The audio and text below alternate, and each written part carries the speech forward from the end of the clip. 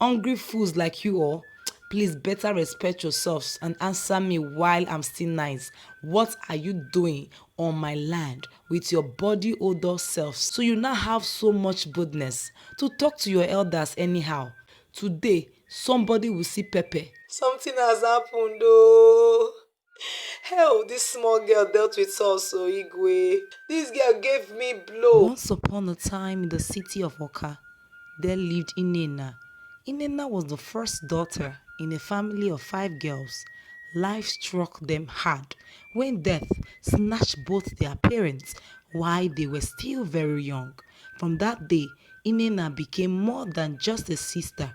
She became mother, father, and shield to her siblings. With nothing to fall back on, she began hawking granuts along the dusty village roads. She also farmed on the land the father left behind. Each day, her small legs carried her from compound to compound, balancing a train on her head while shouting, "Granuts! If you buy one, God will bless you." Some people priced it as if they were buying land. Others would taste and never pay. Still, Inena did not send anybody. She knew hunger, she knew rejection, but one thing that never left her was her boldness. Even as a child, she spoke with the courage of someone twice her age. When an old man told her, "Go and marry, your mates are already giving birth," she looked him straight in the eye and said, "Papa, go and marry another wife too. Your mates are already dead." The man almost fainted. What set Inena apart was not her beauty or her strength, but her fearless heart. While other children hid when elders quarreled, she would stand at the edge of the crowd, eyes wide, listening, sometimes even daring to ask questions no one else would.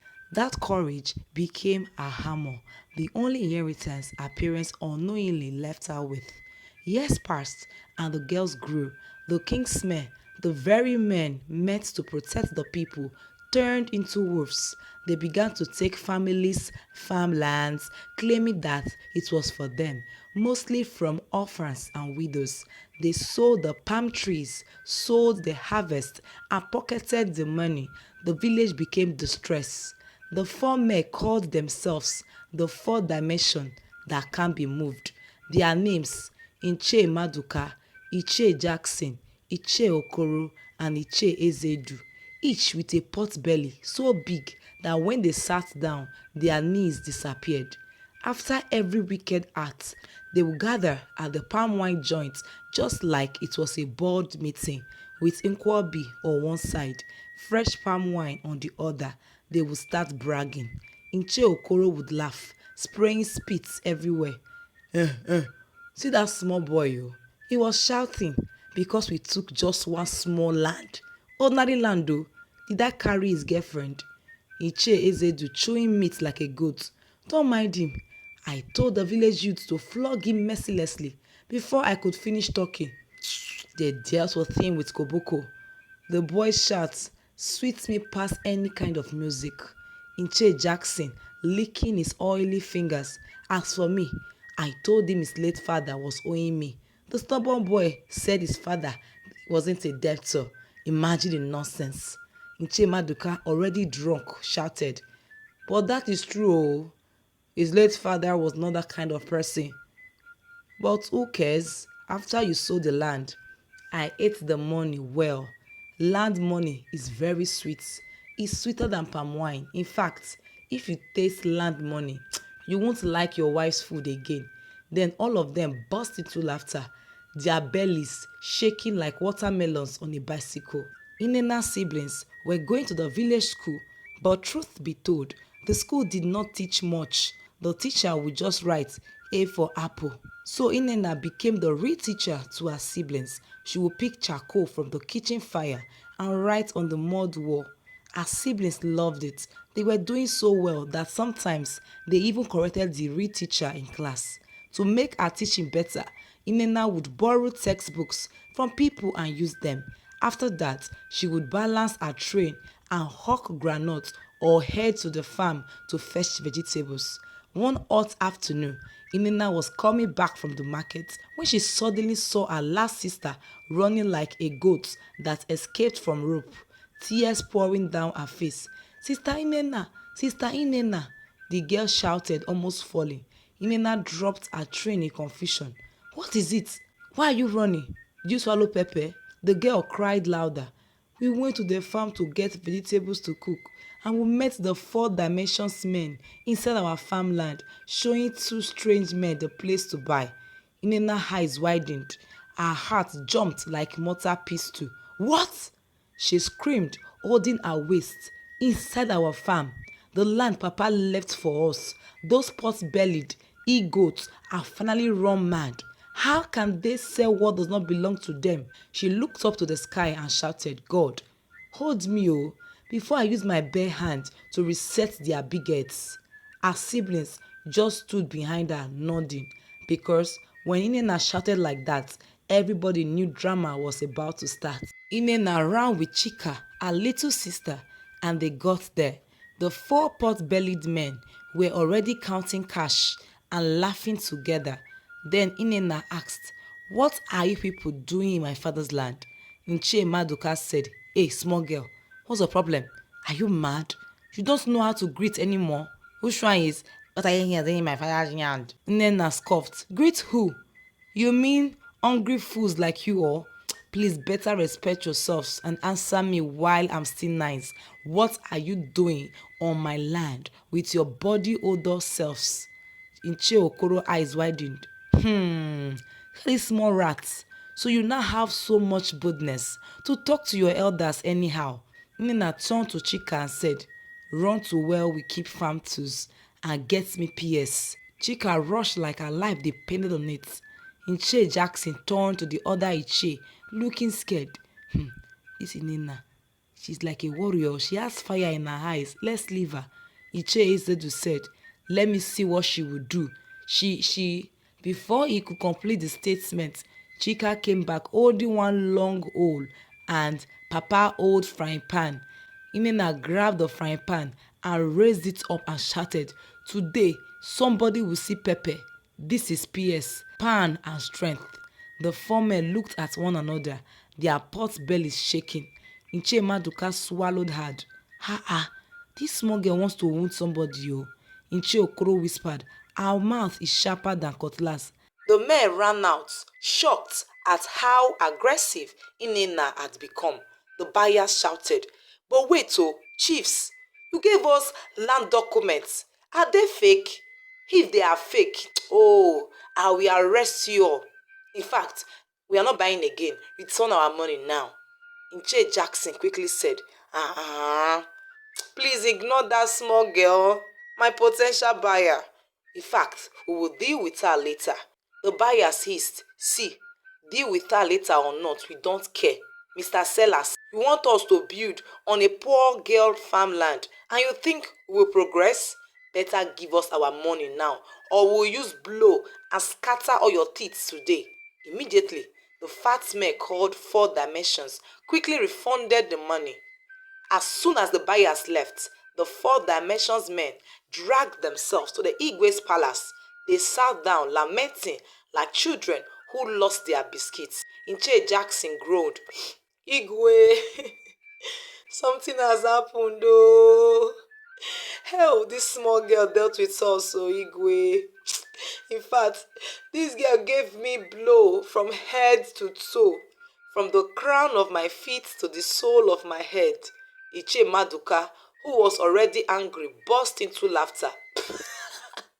Wait, what do you mean by the sole of your head? May you not be the tail in Jesus' name, oh. Even the Igwe covered his mouth to hide small laughter.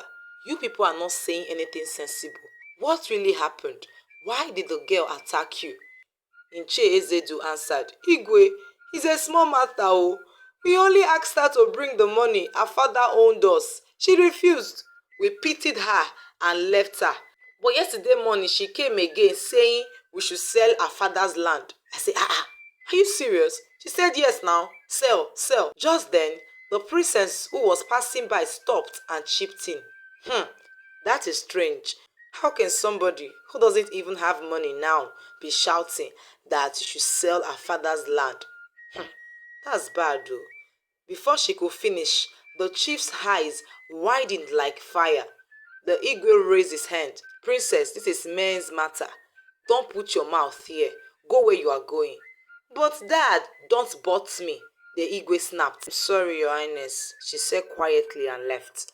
Inche Ezedu clapped his hands. Igwe, you see, titled men are seated, and your daughter is challenging us. Ah, ah, this is exactly what we were saying, oh Igwe, Igwe. The Igwe leaned forward. All right, all right. But who is the girl that embarrassed you people like this? Igwe is Inena, the groundnut seller, they chorused. The Igwe slammed the staff on the ground. Guards, go to the groundnut seller's house and fetch Inena for me immediately. The guards marched out. At Inena's house, she was roasting groundnut for the next day when they arrived. Greetings, one guard said. We were sent to tell you that the Igwe is looking for you, and he said immediate effect. Ha! Hope there is no problem, Inena asked. When you see the Igwe, ask him that. Now move it, the guards replied.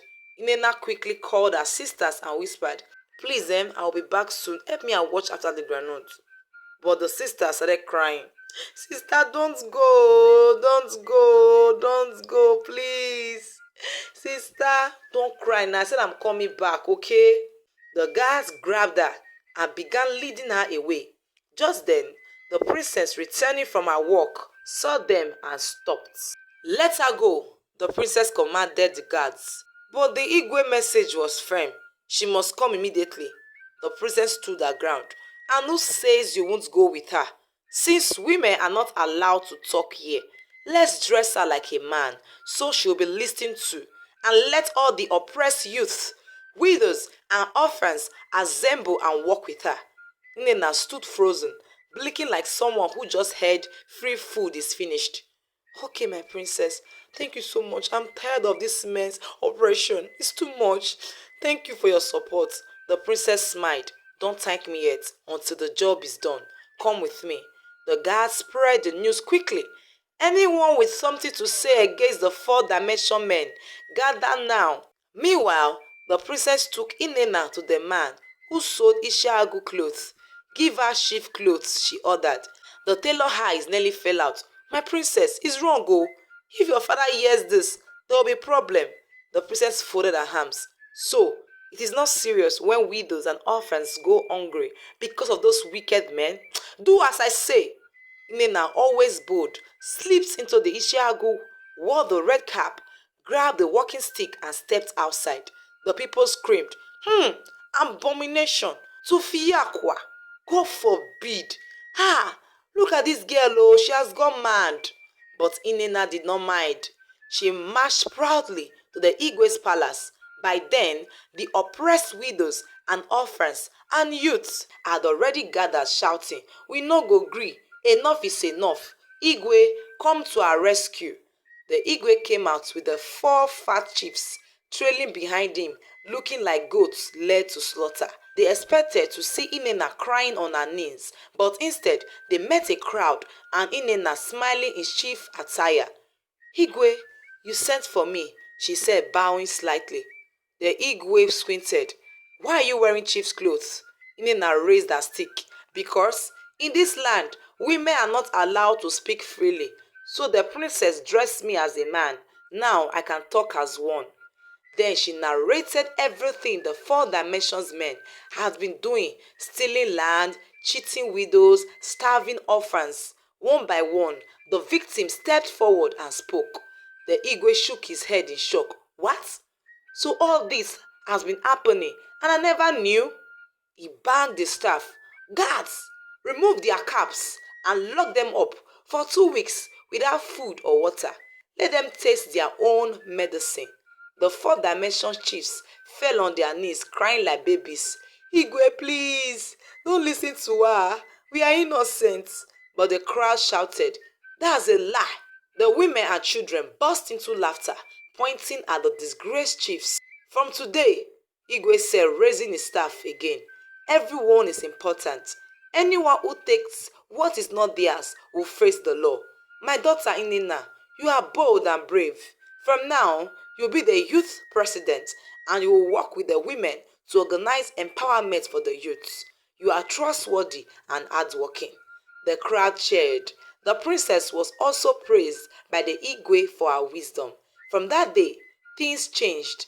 No more oppression, no more forced stealing. Peace returned to the land. And that was the end of the four dimensions men. Hello, story lovers. Did you enjoy today's story? If yes, drop your comments below. We want to hear from you. If you're new here, please subscribe. Don't just be a passerby. And if you're a returning subscriber, chai, you mean a lot to us. In fact, the front seat is already reserved for you, Nyafu Nyafu. You are the real Odogus and Odoguresses of this channel. And until we come your way again, see you in the next one. Bye.